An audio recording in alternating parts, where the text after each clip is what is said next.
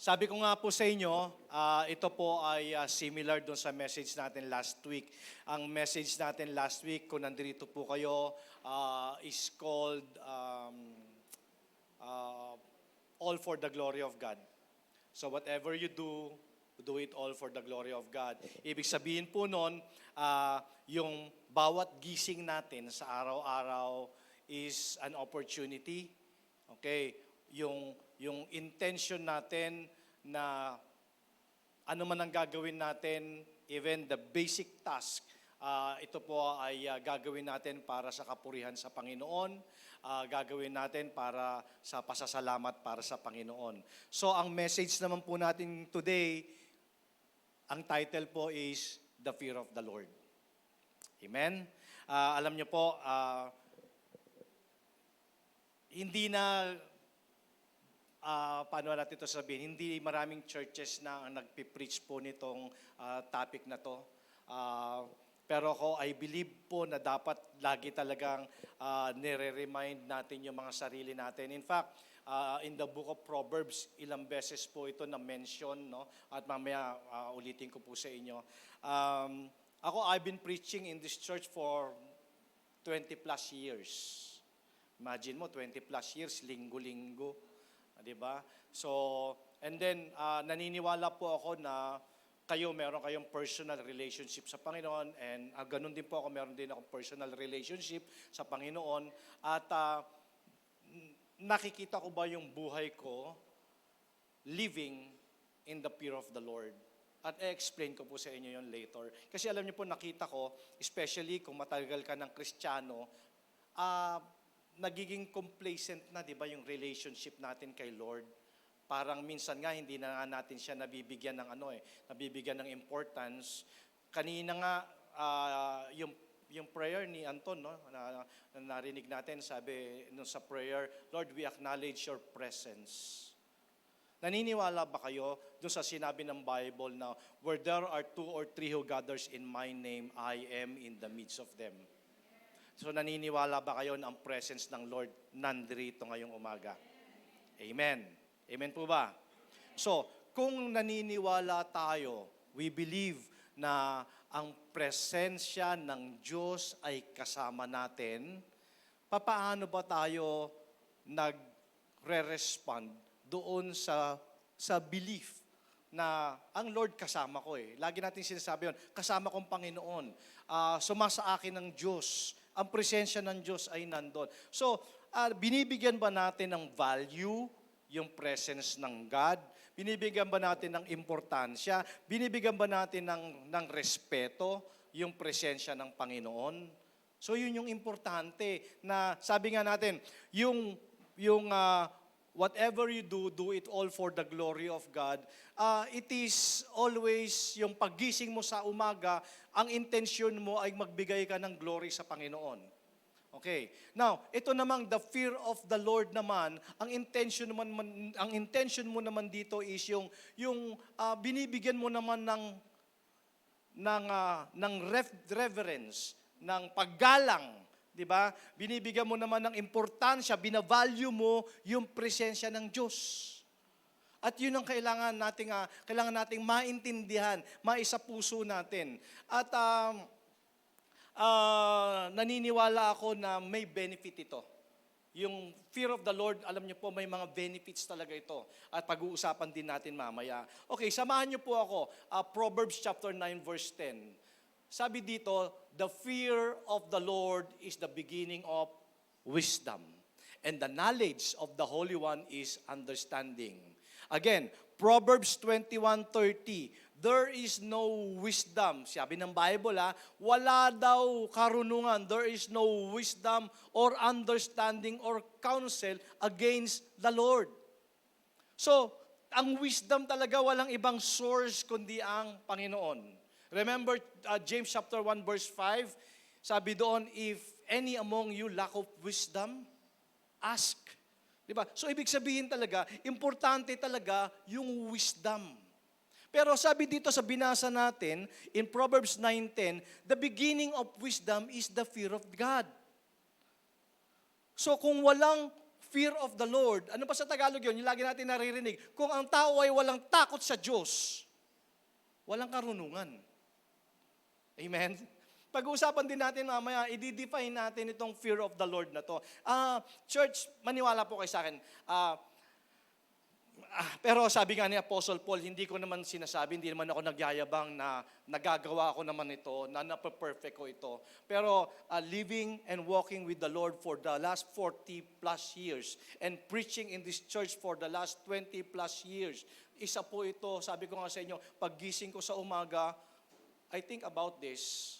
Ay hindi ko mape-perfect, pero sabi ko nga, this is always my intention and goal to glorify His name and makita sa pamumuhay ko yung fear of the Lord.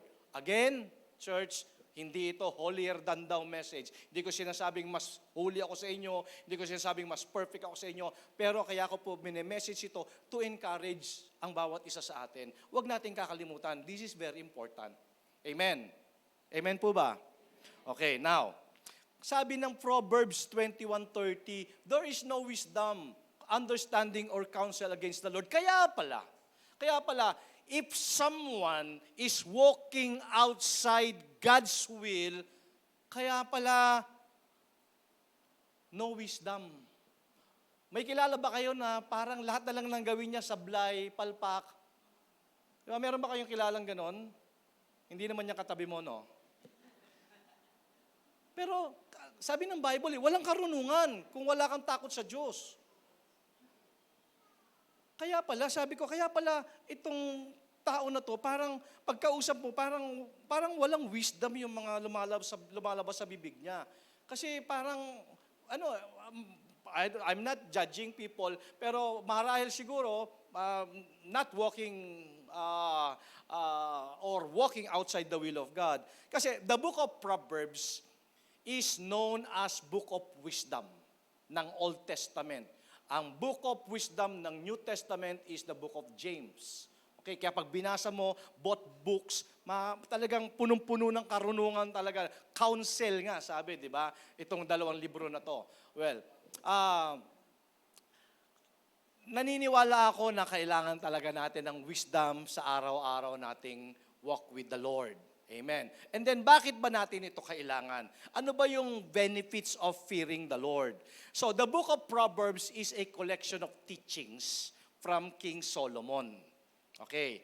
So, alam naman natin story ni Solomon, di ba, na ang wisdom talaga ay binigay sa kanya ng Panginoon. Hindi lang wisdom ang binigay sa kanya ng Panginoon, pinrosper pa siya ng Lord, di ba? So, you know the story. Okay. Pero ito ay collection of teachings ni King Solomon to his son.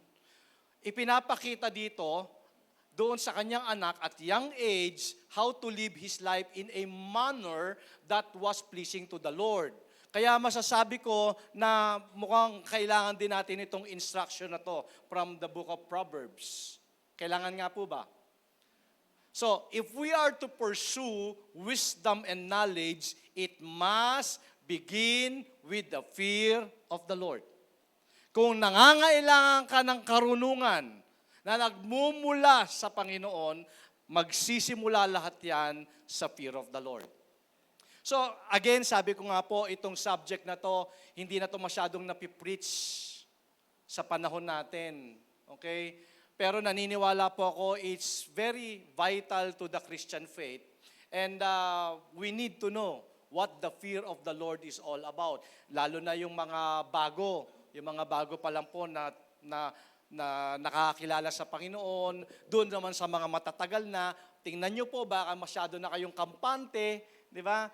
Masyado na kayong kampante kasi nandiyan naman ang Panginoon, nauunawaan naman tayo, kahit na tayo ay gumagawa ng kung ano-ano, di ba? Naintindihan naman niya. So, kailangan po natin maintindihan what the fear of the Lord is all about. So, again, in the book of Proverbs, as it is mentioned, roughly 18 times in each pages. Okay. So sa Bible, makikita din natin at least 27 times itong praises na to. So if so much emphasis is placed, kung may nababasa kayo sa Bible na paulit-ulit, inuulit-ulit. So if so much emphasis o is placed on fearing the Lord, then naniniwala po ako, kailangan natin itong maunawaan kung ano ang ibig sabihin nito sa buhay natin. Imagine 18 times, 27 times itong phrase na to, fear of the Lord sa Bible. So, I also believe na gusto ng Panginoon na ituro sa atin ito, ano ba talaga yung fearing Him is all about. Okay? So, gusto ng Lord, ikaw at ako, mag-grow tayo in our relationship with Him. At hindi lamang yung relationship natin, siyempre yung nag-grow din yung ating knowledge of Him. Okay? Because wisdom begins with the fear of the Lord. Kasi pag narinig natin yung wisdom, ano ba yung pumapasok sa isip ninyo? Paano ba natin naiintindihan? Now, kung i-define natin yung fear of the Lord, so itong praise na to, it refers to, minsan yung fear, di ba? Pag narinig mo yung word na fear, it always associate the word with horror or terror. Kasi nga fear eh. Di ba? Ganun lagi naisip natin. Fear of the Lord. So, takot sa Diyos. Ganun ba? Ang laging akala natin, ay horror to. O terror to. Di ba? Sabi ni Webster, ito raw yung feeling of anxiety or an agitation produced by the presence of danger. Yung pala yung fear. Pagka mayroong danger, mayroong evil, mayroong pain, yun yung definition ng fear of the Lord or ng fear. So, sa marami, di ba, basic, pag narinig natin yung word na fear, akala natin ito yung sino dito yung nakaranas na magpabunot ng ngipin?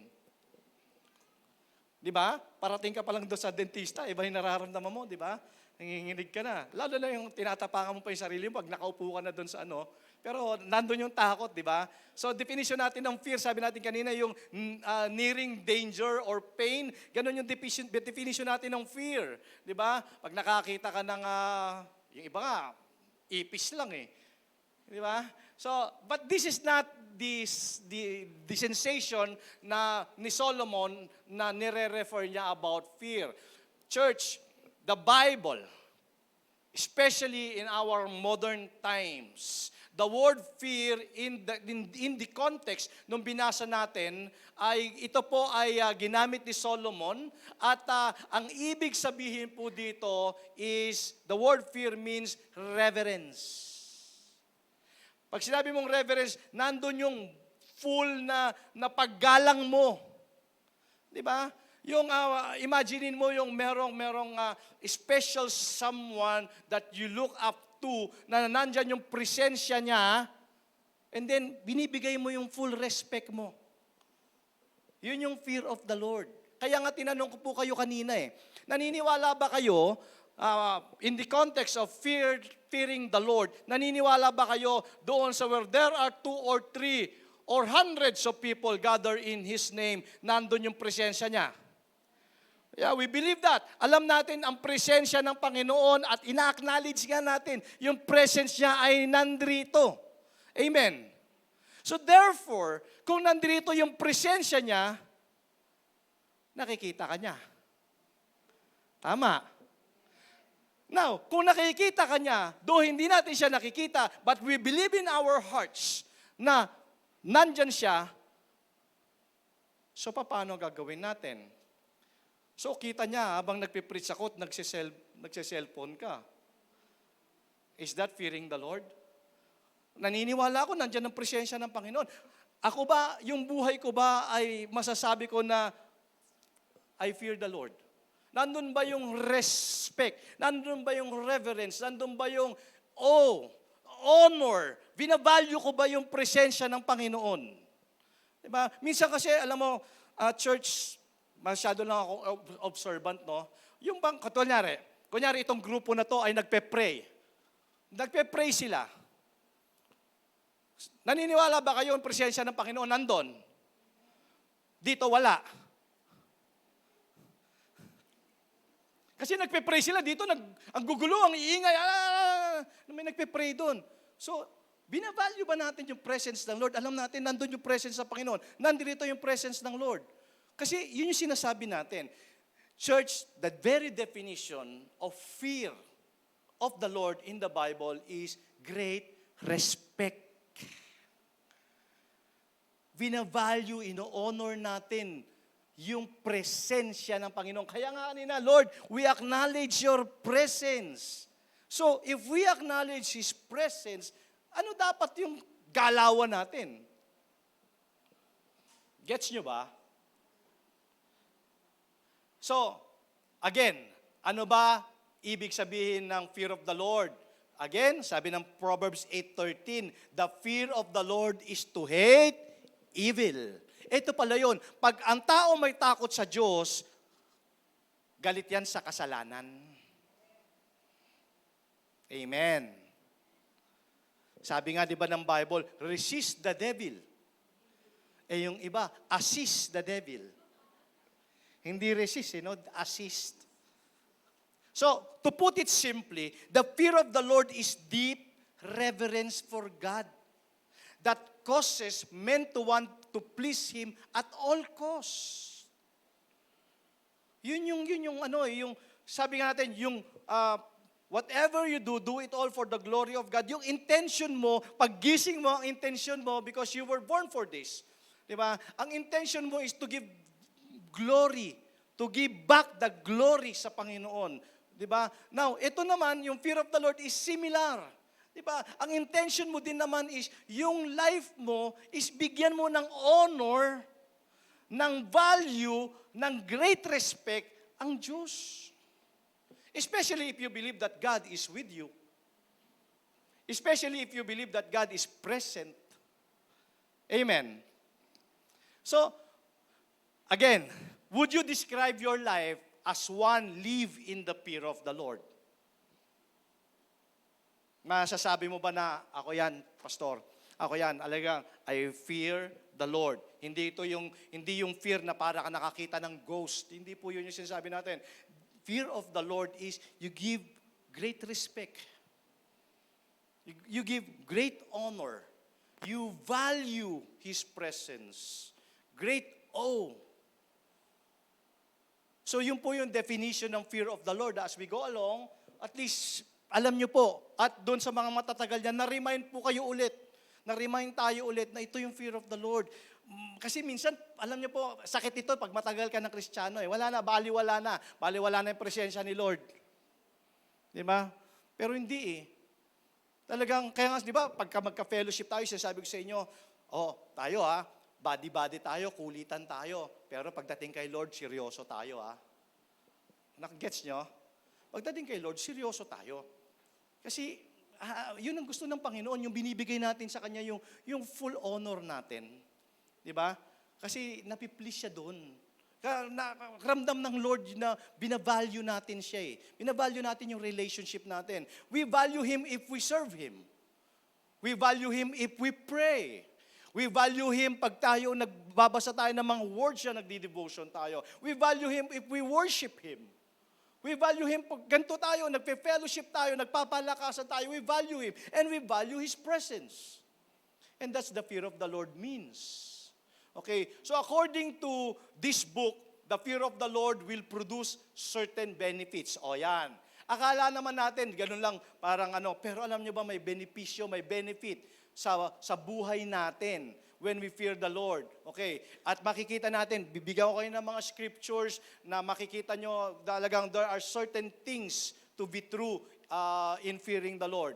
Okay, so number 1, sabi nga natin, the benefit, number 1 of the fear of the Lord is the beginning of wisdom. Ayan, nandyan yung mga verses. Proverbs 1:7, Proverbs 9:10, Proverbs 15:33. Sabi, the fear of the Lord is the beginning of wisdom. So, church, again, if we pursue, kung talagang nangangailangan tayo ng karunungan na nanggagaling talaga sa Panginoon, magsisimula yan sa takot sa Diyos. Amen. The fear of the Lord is the beginning of wisdom, and the knowledge of the Holy One is understanding. The fear of the Lord is the instruction of wisdom, and before honor is humility. See, sabi natin, church, itong praise na to, 27 times mo mababasa sa book of Proverbs.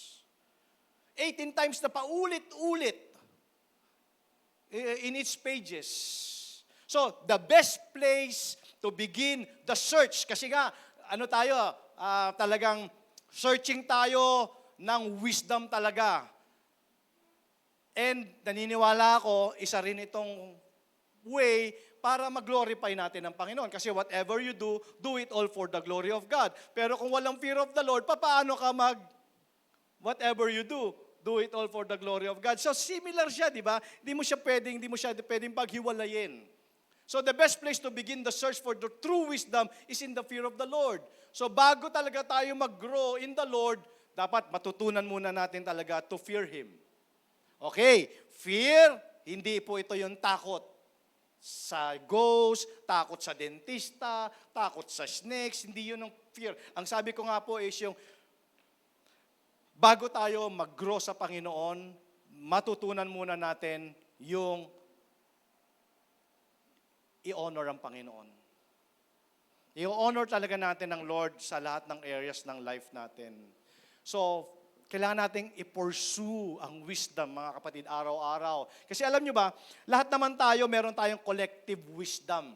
Ito mga wisdom na to, ipinasa sa atin ito ng mga mahalagang tao sa buhay natin. Nandyan yung ating mga magulang, nandyan yung ating mga kaibigan, nandyan yung ating mga leaders, teachers, relatives, di ba?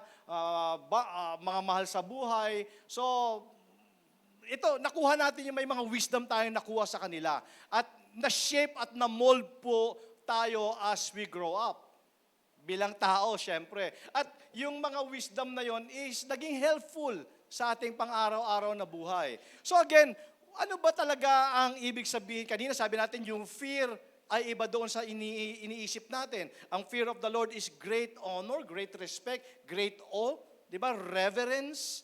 Kasi yung word na reverence, iba no?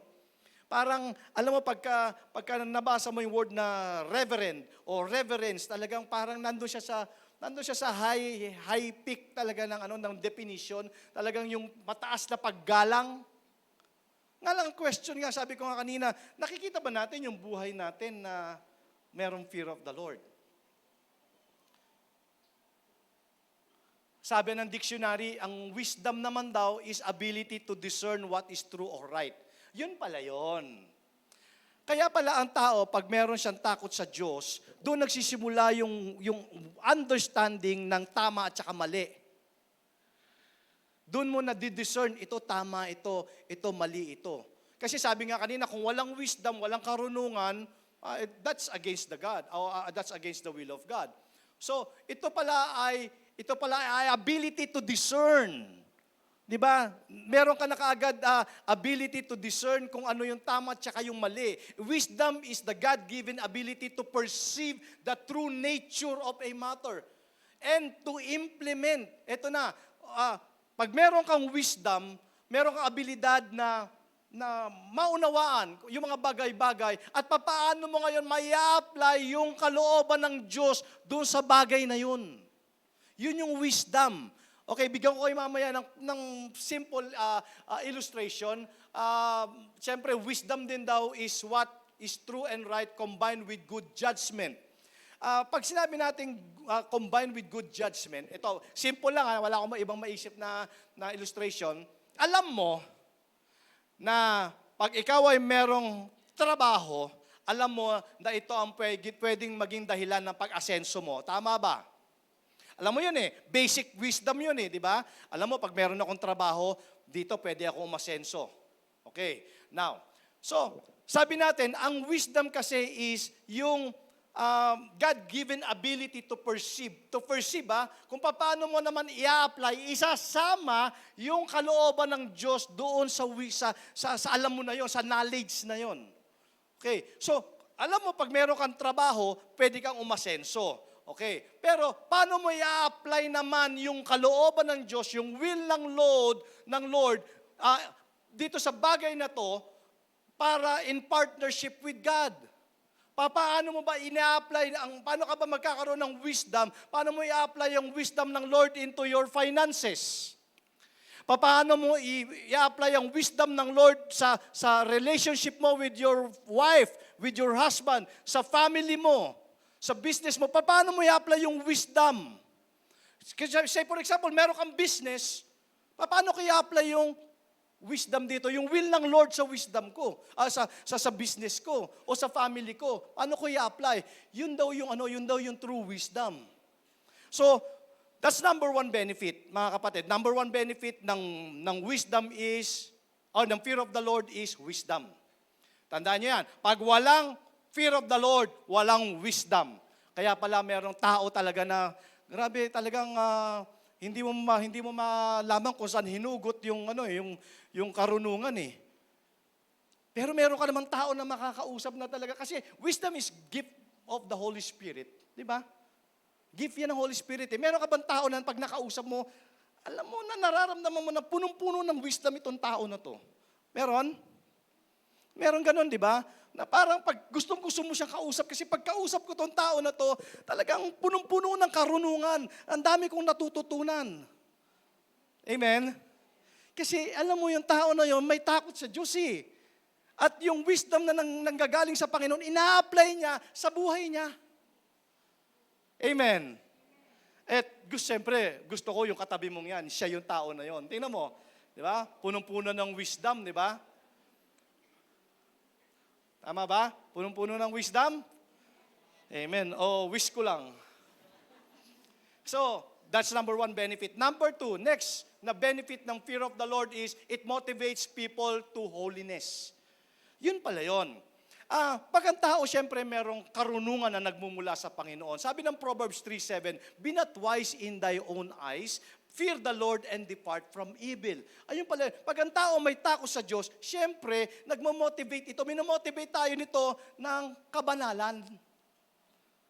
Okay? Pagka narinig mo yung word na holiness, parang kinikilabutan naman ako dyan sa word na yan. Holy, holiness. Well, church, the basic definition of holiness is, sabi nga natin, it motivates us. It motivates us to holiness. Pag naririnig niyo yung word na holiness means kasi ito yung sabi ng Proverbs 3:7 be not wise in thine own eyes, fear the Lord and depart from evil. So the word holiness means sineseparate mo yung sarili mo doon sa mga bagay. Sabi ng Bible, true wisdom is to hate evil. Diba? Ang tunay na karunungan ay galit sa kasalanan. So, pagka meron ka palang wisdom, minomotivate ka na i-separate yung sarili mo sa mga bagay na alam mo na hindi magbibigay ng kapurihan sa Diyos. Yun. Proverbs 16:6, by mercy and truth, iniquity is purged, and by the fear of the Lord, men depart from evil. Yun eh. So, itong mga verses na to tells us that the fear of the Lord promotes holy living. Kaya napansin mo, church, ikaw na lang hindi na ako magtatanong sa mga kamag-anak mo o sa asawa mo. Napansin mo mula nung nakakilala ka sa Panginoon, ang daming nagbago. Totoo ba? Sabi nga nila, wala na bang iba makakapagsabi niyan kundi asawa mo eh. Tsaka anak mo. Kasi pwede mong lokohin sarili mo, pero yung mga tao malapit sa'yo, alam nila na maraming nagbago. Alam mo ba na bakit pag nag-invite ka sumasama sa church? Yung mga dati mong mga kaibigan, kasama mo sa mga lakaran, kasama mo kung saan mga kalokohan, pero nung in-invite mo sa church, sumama kasi may nakita silang kakaiba. Amen? Hindi naman sasama yun kung ganun pa rin. Sabi, Brad naman, loloko mo lang ako eh. Pero dahil may naramdaman, may nakita silang kakaiba sa'yo, kaya sumama. Tama ba yon? Tama yun kasi na-curious yung tao. Anong meron doon sa POCC? Di ba? Anong meron doon? Kilala ko tong tao na to. Talaga na mga, kanang kamay na to ni Di ba? So, itong verse na to, the person who truly reverences and respects the Lord as he should will not do anything that brings disgrace, dishonor, or pain to the heart of the Lord. Totoo yun. Church, hindi ko sinasabing mape-perfect ko to o mape-perfect natin ito. Pero you're trying your best. Di ba? To not bring disgrace or dishonor sa puso ng Diyos. Kasi, siyempre, masasaktan natin ng Panginoon. Alam nyo ba, pag nagkasala tayo, Sinaktan natin ang sarili natin, sinaktan natin ang taong nasa paligid natin, at sinaktan din natin ang Panginoon. Pero the people who genuinely fear the Lord will flee from evil. Yun ang sabi ng Bible eh. So isa pala yun sa mga obvious factor. Kasi the fear of the Lord has two sides. Two sides of the coin daw yan eh. One side is to hate evil or to hate sin and to avoid sin at all costs. Diba? Talagang iniiwasan natin. Sabi nga ng Bible, diba? Resist the devil and he will flee. Nire-resist ba o ina-assist? Magkaiba yon. Sabi ng Psalms 112 verse 2, blessed is the man who fears the Lord. Yun pa lang di ba? Talagang manifesting na kaagad ang word eh. Sabi ng Panginoon, pagpapalain ko ang taong may takot sa akin, who finds great delight in His commands. Kaya nga sabi nga, di ba, isa sa nakita natin, nabasa natin sa Bible, isang great example ng fear of the Lord na talaga nag-produce, si Job. Kasi kay Lord mismo nanggaling, Job 1:8, sabi ng Job 1:8, then the Lord said to Satan, have you considered my servant Job? Nakita mo ba yung anak ko si Job? Diba? That there is none like him on the earth. Walang kagaya niya. Diba? Ang mga kagaya niya nandun sa BOCC. May nabasa ba kayong gano'n? Wala ata, no? Dinagdag ko lang yon. Pero diba, sabi, there is none like him on the earth, blameless and upright man, one who fears God and shuns evil. Kasi yung sinasabi na, two sides of the coin. To hate and to avoid at all costs. Sabi dito ng Panginoon, who fears God and shuns. The word shuns, ito yung talagang ina-avoid mo talaga. Ina-avoid mo talaga yung evil. Do sabi nga, alam mo naman, dami mga temptations, ang hirap talaga. Ang hirap talaga paglabanan. Pero pag meron kang fear of the Lord, ma-overcome mo talaga siya eh. Amen. So that's number 2. Number 3, benefit of the fear of the Lord, it prolongs life. Okay? So Proverbs 10:27. Sabi ko sa inyo kanina, ang book of Proverbs, the book of wisdom, and then how many times paulit-ulit nabanggit itong fear of the Lord in this particular book. Okay, sabi ng Proverbs 10:27, the fear of the Lord prolongs days, but the years of the wicked shall be shortened. Uy, parang minsan napapaisip tayo, kaya pala namatay yun Naging judgmental na kaagad, no? Hindi po gano'n, ha? Pero sabi kasi ng Bible, tingnan na lang natin yung positive side. Kasi sabi ng Bible, yung may takot sa Diyos, mahaba ang buhay niyan. Amen ba? Tingnan mo sila auntie, sila lola, di ba? Alam mo, may takot sa Diyos to si lola eh. Kaya haba ng buhay eh. Kasi pangako ng Panginoon, no? Pangako ng Panginoon, pero meron naman yung mga walang takot sa Diyos, yung mga gumagawa ng mga kung ano ng mga kasablayan, kabalbalan, whatever. Wala na. Kinuha na.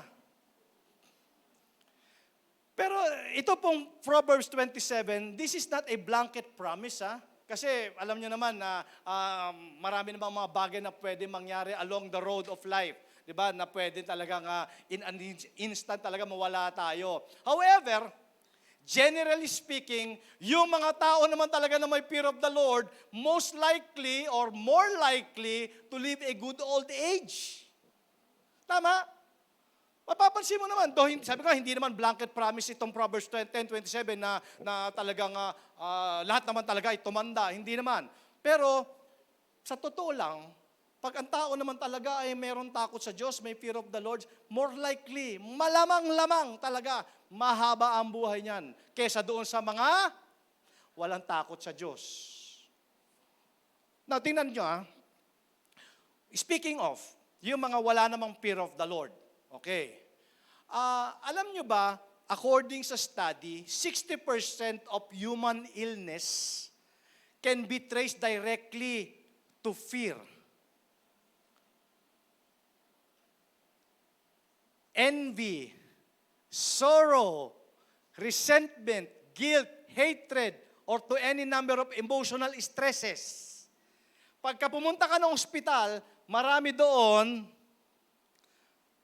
ang sakit nila ay pinagmulan nito ay dahil merong hatred. merong guilt, merong mga emotional stresses. Alam niyo ba sa ibang bansa, ano na rin pala yun, sakit na rin pala at saka pwede ka na magpaalam huwag pumasok pag ikaw ay depressed. Dito ba sa Pilipinas, pinapayagan na yon? Boss, di mo na ako papasok. Bakit? Depressed ako. Sa US, pag depressed ka, pwede kang umabsent. Kasama yon sa mga reason na pwede kang lumiban sa trabaho. Depressed. So, ito, 60% ng mga illnesses, ito yung mga dahilan. Now, syempre, i-add mo pa dito. Kaya sabi natin kanina, syempre yung may takot sa Diyos, more likely mahaba buhay niyan. Pero yung mga walang takot sa Diyos ay malamang-lamang. Maiksi ang buhay niyan. Okay, idagdag mo pa doon sa mga karamdaman na sinabi ko kanina. Hatred, emotional stresses, guilt, resentment. Idagdag mo pa dito yung cause ng mga masasamang bisyo. Siyempre, wala kang takot sa Diyos eh. Di ba? Drugs. Di ba? Alcohol. Ano ang sakit ng alcohol? Di ba? Cirrhosis of the liver.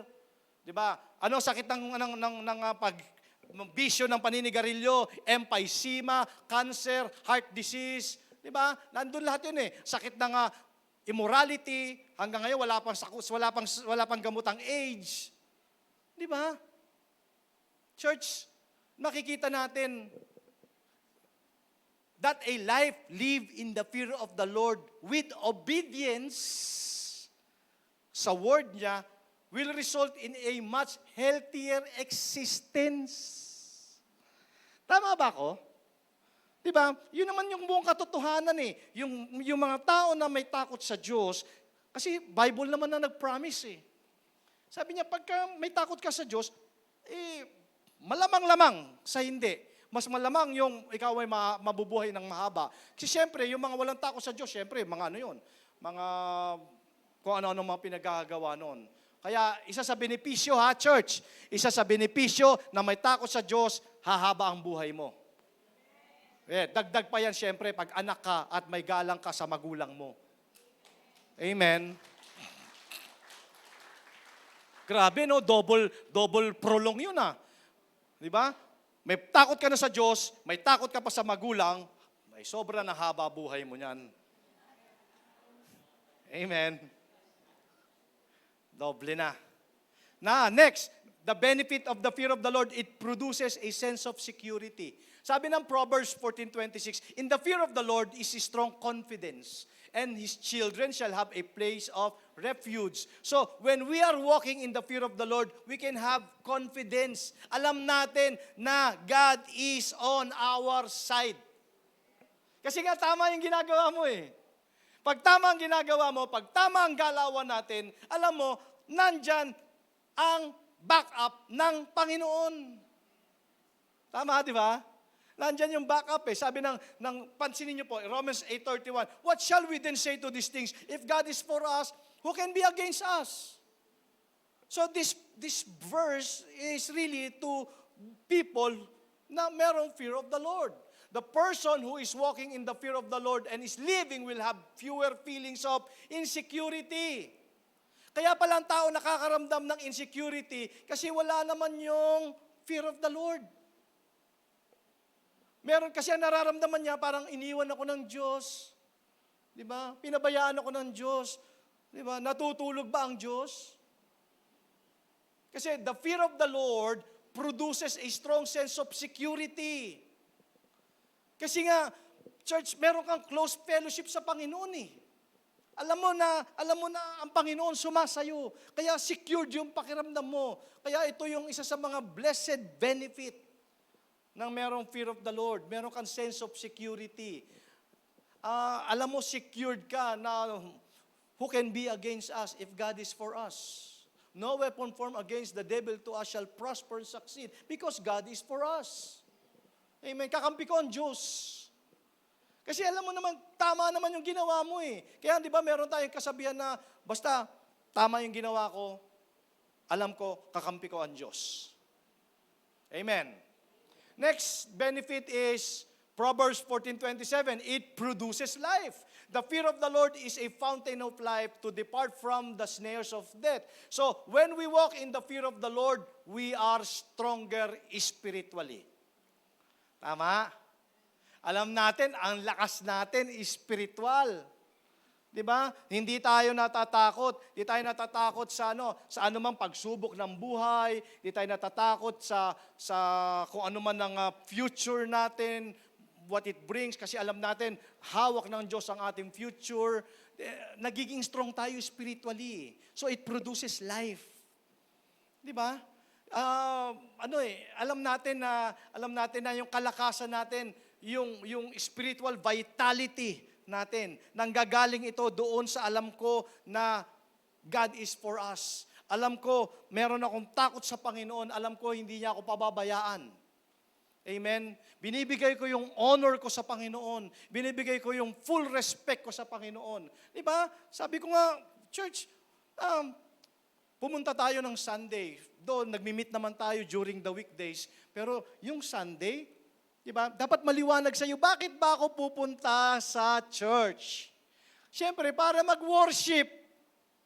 Tama? Ibigay mo yung glory sa Panginoon at ibigay ko yung full honor ko sa Panginoon. Kaya nga ako mag-worship together with my brethren.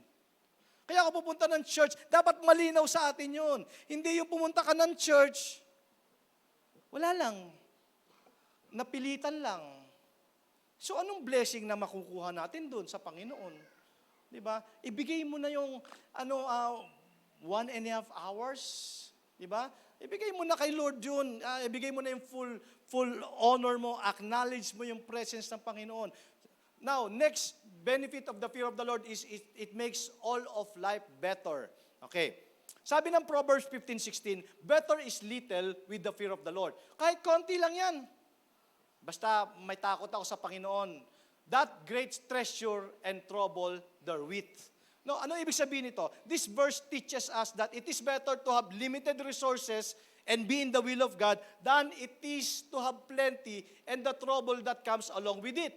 Okay lang yan, kahit konti at least galing sa mabuti. Tama? Ang dami nga. Ang dami naman naghahabol. Ang dami nga. Pero di ka naman makatulog. So the bottom line here is, when you are in the Lord's will and when you are walking in His fear, you are happy. Amen. Kahit konti lang yan, meron kang contentment and satisfaction. Masaya ka. Di ba? Dito yung ganon. Yung, sabi ko nga po sa inyo, ito, pilagi kong pinagyayabang sa inyo,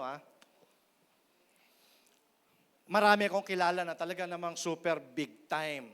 Marami akong nakikita na talaga namang sagana, abundant ang kanilang finances o ang kanilang pamumuhay, ang kanilang kabuhayan. Marami akong kilala. Pero hindi ako nagja-judge. Pero sabi ko, nakikita ko, kahit ako, konti lang ang meron, pero naniniwala ako, mas masaya ako kesa sa kanila. Kasi meron akong Lord. Amen? Meron ka kasing satisfaction Meron kang contentment. Kasi meron kang fear of the Lord. Alam mo ino-honor ko tong I honor the Lord na sa bawat kakainin ko, ina-acknowledge ko na every good and perfect gifts galing sa Kanya. Ano man yung dumating sa akin, ino-honor ko, binavalue ko yun kasi alam ko galing kay Lord. That's the fear of the Lord. Diba, ino-honor mo binavalue mo.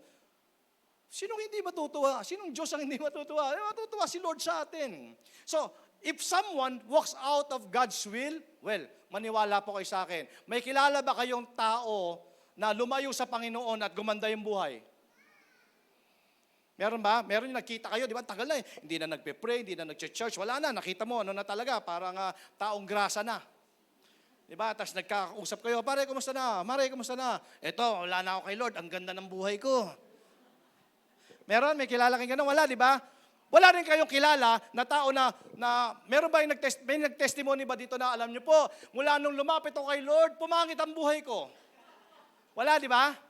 Lahat ng maririnig mo, mula nung nakilala kong Panginoon, umayos ang buhay ko. Tama. Kasi kahit nga konti lang ang meron ako, masaya ako kasi meron akong satisfaction. Meron akong contentment. Kasi alam ko, galing kay Lord yun. Nararamdaman nyo yun. Alam ko nararamdaman nyo yun, mga kapatid. Kaya nga, ang Kristiyano, hindi tayo naiinggit. Hindi tayo naiinggit. Kasi alam natin, kahit konti lang ito, holy to kay Lord. Amen? Holy yun. Kaya nga sabi ko sa inyo, itong church service natin, pag nagsimula na itong service na to, holy na kay Lord to. Kasi yung sa word ng Lord, if there are 2 or 3 who gathers in my name, I am there in the midst of them. So ibig sabihin na I am there, hindi siya naghihintay. Nauna pa siya sa'yo dito. Di ba yung, baka maya tayo magsimula ng music ministry, mamaya nakitumugtog kasi wala pa si Lord. May ganun ba? Yung ushering, oy, pagbuksan nyo ng pinto, parating na si Lord. Hindi yun. Church, wala ka pa dito, nandirito na si Lord. Because sabi niya, where there are 2 or 3 who gathers in my name, I am in the midst of them. Hindi niya sinabing, I will be there. Hindi, I am. Kaya, paano kang hindi magbibigay ng full honor? Nandun si Lord. Pwede ba ako makahingi ng isang upuan? Please, isang bakanting upuan. Thank you, bro. When you pray, when you worship, lagi mong isipin, audience natin ang Holy Spirit. Mga kapatid, yun yung sinasabi ko na bakit ko kayo pinatatayo pag nagpe-pray? Kasi sa akin lang yun Kasi that's how I value, that's how I honor the Lord. Di ba?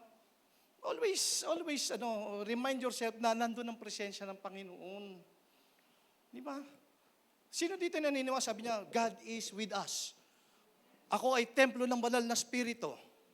Okay, so pag nagiinom ka, nasan si Lord? Aray ko po, bato-bato sa langit, Lord. Ba't ko ba nasabi yun? Pag tinamaan, ikaw na.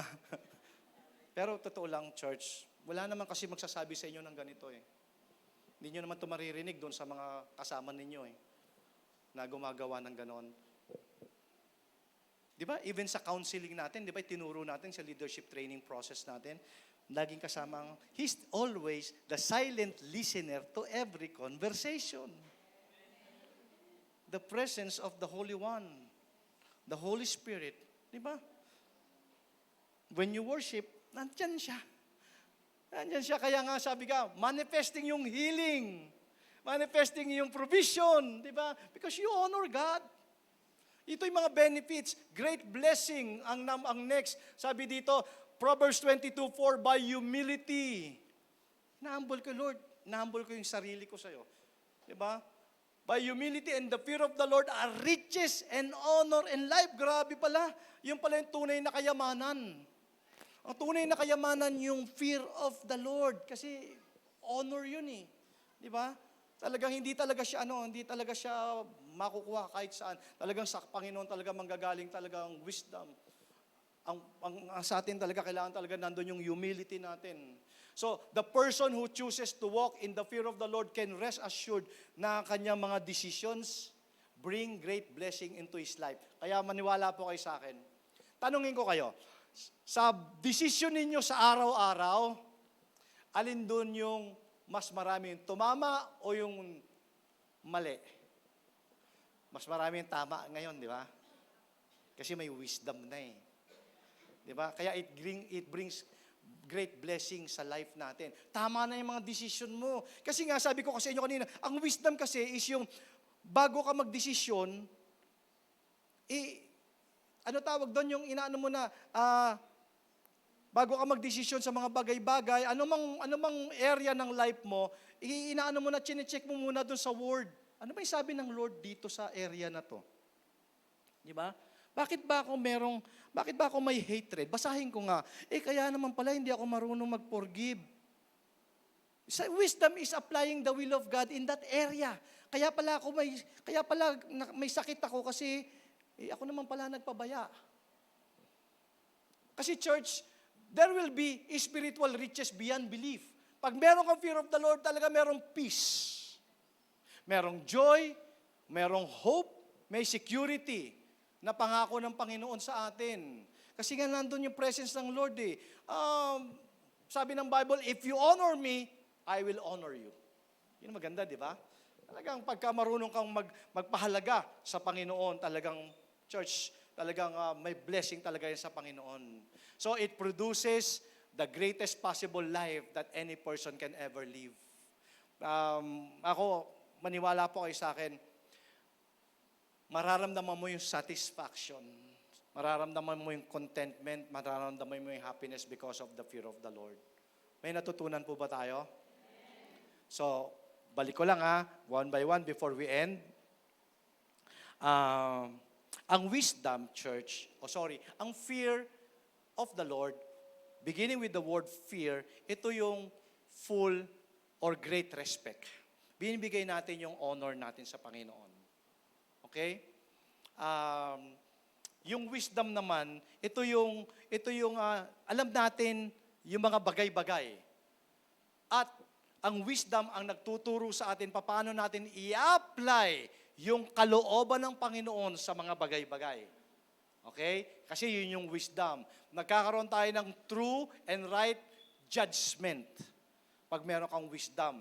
Yun yung You remember the story of Solomon, yung merong dalawang nanay na pinag-aagawan nila yung baby? Basahin nyo na lang. Pero talagang wisdom talaga ang regalo ng Lord talaga kay Solomon. So, church, ang fear of the Lord is the beginning of wisdom. Alam nyo na kung ano yung fear of the Lord. Next, it motivates people to holiness. Okay? Yung alam natin, pag may wisdom ka, alam mo kung ano yung mga bagay na hindi para sa'yo. Alam mo yung mga bagay na hindi ka para doon. Okay? Yun ang wisdom eh. Next, ang wisdom is, it prolongs life. Tandaan mo to, church. Hindi naman si pastor ang nangako nito, pero si Lord ang nangako nito. Ang taong may takot sa Diyos, hahaba ang buhay. Amen. Mabuhay ka hanggat gusto mo. Ganun ba yun? Hindi. Pero pangako ng Lord talaga, it prolongs life. In Proverbs 10:27. Next, in our summary, fear of the Lord produces sense of security. Alam mo hindi ka matatakot kasi alam mo, God is with you. And if God is for us, no one can be against us. Next, fear of the Lord produces life. Ito yung sinasabi natin na yung spiritual vitality natin, di ba? Pagka may takot sa Diyos, alam mo yung spiritual mo malakas eh. Malakas. Di ba? Alam naman natin talaga na itong, sabi nga, we are composed with spirit, soul, and body. Hindi tayo body, soul, and spirit. Tayo ay espiritong nilalang na nasa katawang ito na may kaluluwa. So, kailangan talaga laging malakas ang ating espiritu. Okay? Kaya yung ating strength and vitality, nakukuha yan mga kapatid sa fear of the Lord. Pag meron kang fear of the Lord, malakas ka spiritually. Amen? And then, next, fear of the Lord is it makes all of life better. Ito na sinasabi natin na kahit konti lang, kahit limited resources, masaya.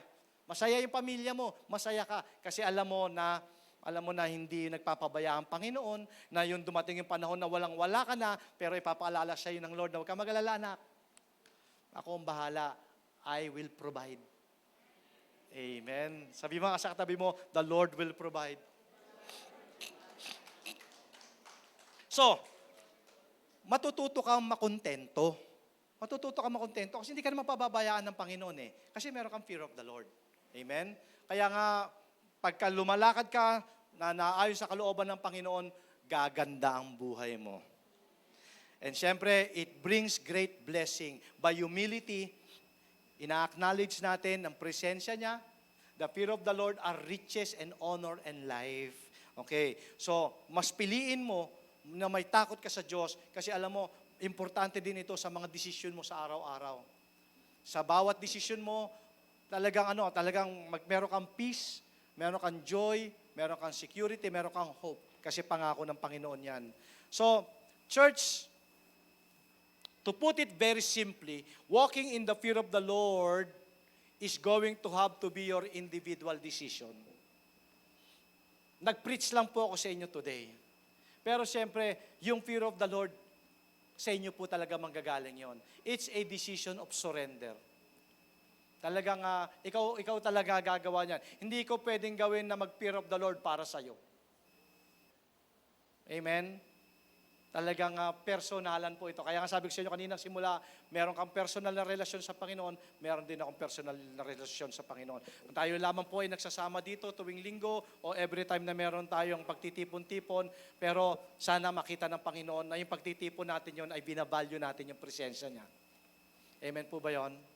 So I hope mga kapatid, ito pong message na to today ay na-encourage ko po kayo. Na pagising mo pa lang sa umaga, ang intention mo is magbigay na ng glory sa Panginoon.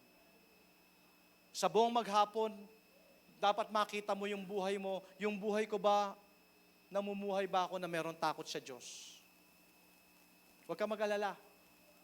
Sabi naman ng Panginoon, kung sino yung may takot sa Diyos, talaga magkakaroon talaga ng masaganang pagpapala.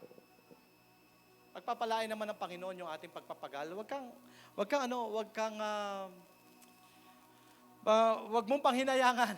In fact, yun ang kailangan. Talagang, church, I encourage you. I've been preaching for this church for the last 20 plus years. Tuwing tayo magkausap, lagi kong pinapaalala sa'yo, kapatid, kung papaano yung ginawa mong pag-honor sa Lord nung bago mo pa lang siyang makakilala, dapat hindi nagbabago yun. Don't change the formula. Dapat yung fear of the Lord laging nandoon. Yun ang intention natin. Mabigyan natin. Hindi ko naman sinasabi na mape-perfect mo to sa araw-araw ng buhay mo. Pero kita naman ng Lord yung puso natin kung tayo ay nag-i-strive na mabigyan siya ng honor. Honor natin ang Panginoon. Di ba? May nagpe-pray dyan, tumahimik ka muna. Sino dito yung tinan nyo itinuro sa atin ng mga bata tayo na pag narinig natin yung lupang hinirang, bayang magiliw, tumutugtog, anong ginagawa mo? Tatayo at saka humihinto, di ba? Nagtatanggal ka pa ng sombrero eh. Hindi ka po pwedeng, habang tumutugtog yung dyan, palakad-lakad ka. Nung panahon namin, pwede kang hulihin. Hindi ko lang alam ngayon. Kasi nga, sabi ko nga sa inyo ngayon, kasi sa panahon ngayon, parang wala na, no?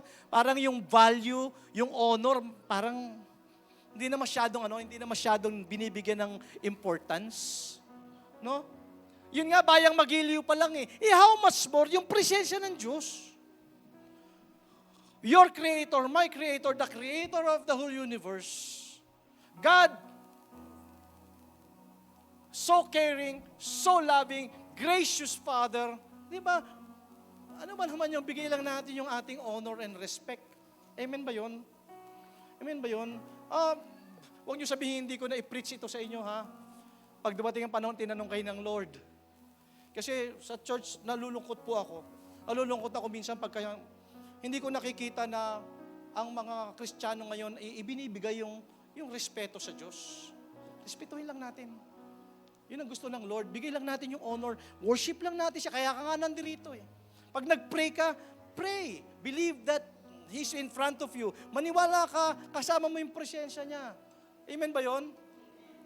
Kaya, church, ako po ay nangihimasok sa inyo. Hindi lamang po today, maging lifestyle po natin. Whatever you do it all for the glory of God. At lagi po nating babantayan ng mga sarili natin, namumuhay ba ako, nabubuhay ba ako na may takot sa Diyos.